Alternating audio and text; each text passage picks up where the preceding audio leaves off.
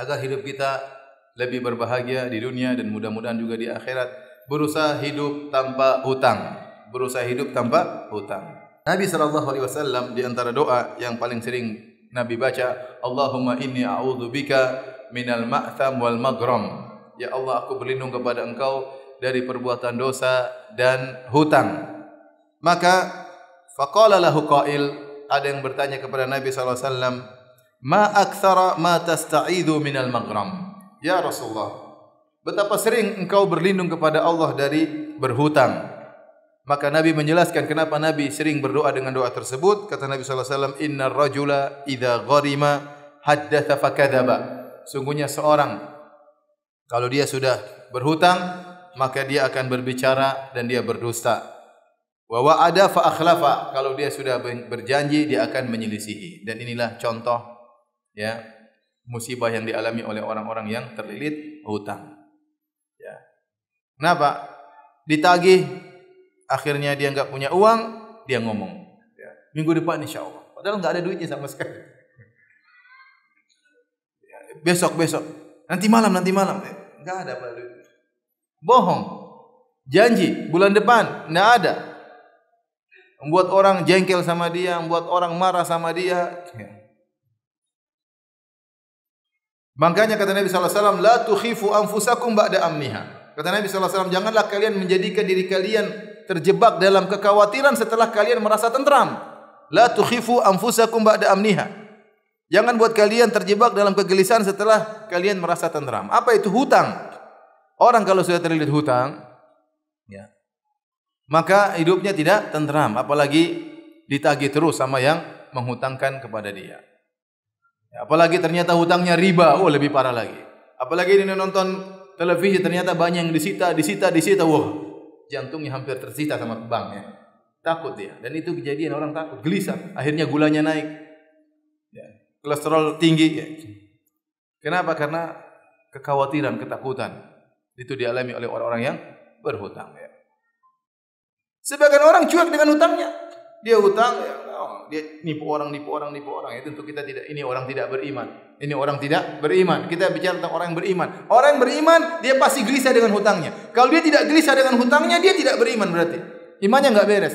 Bagaimana Nabi SAW waktu ada orang mau disolatkan, Nabi bertanya, apakah dia punya hutang? Tidak, Nabi solatkan. Waktu ada orang lagi mau disolatkan meninggal dunia, Nabi tanya, dia punya hutang? Ada hutang ya Rasulullah. Kata Rasulullah SAW, sallu ala sahibikum. Kalian solat, saya enggak. Nabi enggak mau solatkan solat jenazah. Gimana itu tidak menjadikan gelisah orang yang punya hutang? Kalau antum punya hutang banyak, antum hutang sana, hutang sini, antum tidak gelisah, berarti antum masalah iman antum.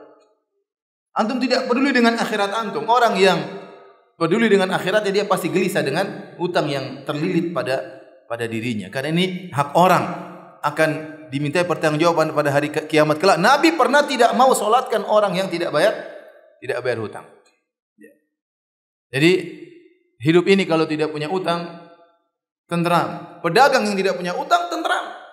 Saya punya kawan pedagang, ada yang punya hutang, ada yang enggak punya hutang. Yang punya hutang, gelisah dia. Ya, mungkin dia punya proyek ini, ada kegelisahan karena suatu-waktu ditagih oleh ya orang-orang tersebut yang menghutangkan pada dirinya. Ada teman saya, proyeknya kecil-kecil, tapi dia enggak punya hutang. Alhamdulillah Ustaz, saya enggak punya hutang. Alhamdulillah. Ya, ada tagihan tapi sedikit karena memang prosesnya demikian. Tapi utang di sini, bank sana enggak ada. Hidupnya lebih tentram, dia bisa mengontrol dirinya, dia bisa mengatur dirinya, mengatur proyeknya. Karenanya sebagaimana saya ingatkan semalam, saya ingatkan lagi kepada ibu-ibu jangan suka menjebak para suami untuk apa? Berhutang. Hiduplah dengan kemampuan yang Allah berikan kepada kita. Jangan terlalu berangan-angan tinggi, pingin ini, pingin ini. Akhirnya suami dipaksa untuk apa? Berhutang sana sini. Kasihan. Ya. Hidup dalam hutang ya tidak nyaman. Ya. Seorang terkadang hidupnya sederhana, tapi tanpa hutang dia bisa tidur dengan nyaman. Kemudian saya ingatkan pula, kalau antum ternyata punya hutang, maka jangan tunda-tunda untuk membayar. Ini penyakit yang ada pada sebagian orang. Kalau dia sudah punya hutang sama orang lain, kemudian datang rezeki kepada dia, dia tidak segera bayar hutang. Padahal sudah jatuh tempo. maka timbul syahwatnya untuk membeli barang-barang lagi, untuk membeli aset-aset lagi. Sementara orang yang berhutang kepada dia sudah nagih-nagih. Ya. Ini tidak benar. Ingat sabda Nabi SAW, matalul ghaniyyi dzulmun. Orang yang berhutang nunda-nunda, maka dia berbuat kezaliman. Dia menahan hak orang lain. Semakin lama dia menunda, argo dosanya berjalan terus.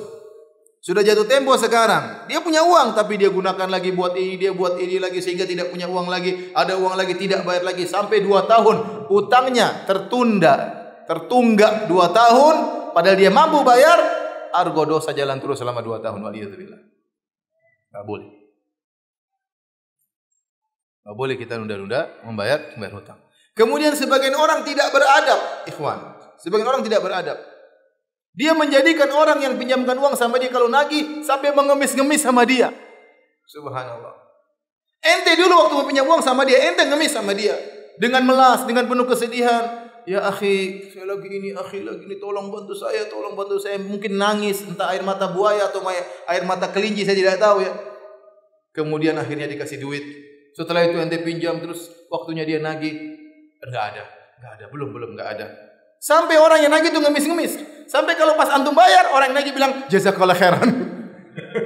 Ini yang jazakallah khairan yang mana? Sampai seakan-akan antum telah membantu dia. Makanya antum harus beradab kalau ada orang kasih pinjam uang sama antum, itu orang baik ya. Zaman sekarang siapa yang mau kasih pinjam uang sama antum? Siapa? Orang ekonomi lagi susah.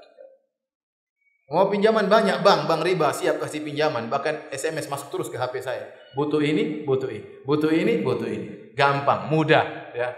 Menggiurkan sebenarnya. Menggiurkan. Tapi yang mau tulus kasih pinjam uang dia, tidak tahu uang ini bisa kembali atau tidak, siapa di zaman ini? Kalau ada orang pinjamkan uang sama antum sementara dia tahu uangnya bisa kembali atau tidak,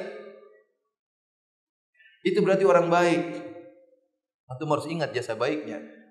Kalau punya uang sekarang, bayar, jangan ditunda-tunda. Jadi kalau hidup mau nyaman, kalau bisa tidak punya hutang, maka lakukanlah.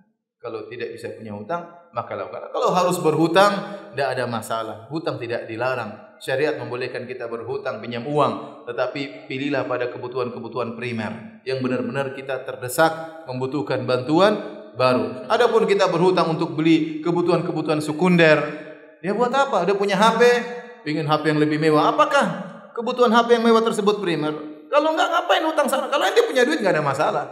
Tapi kalau ente utang sana, utang sini, udah punya mobil, pengen lagi mobil yang lebih mewah, hutang. Kalau ente punya duit enggak utang enggak apa-apa. Kalau harus berutang, ya repot. Baik.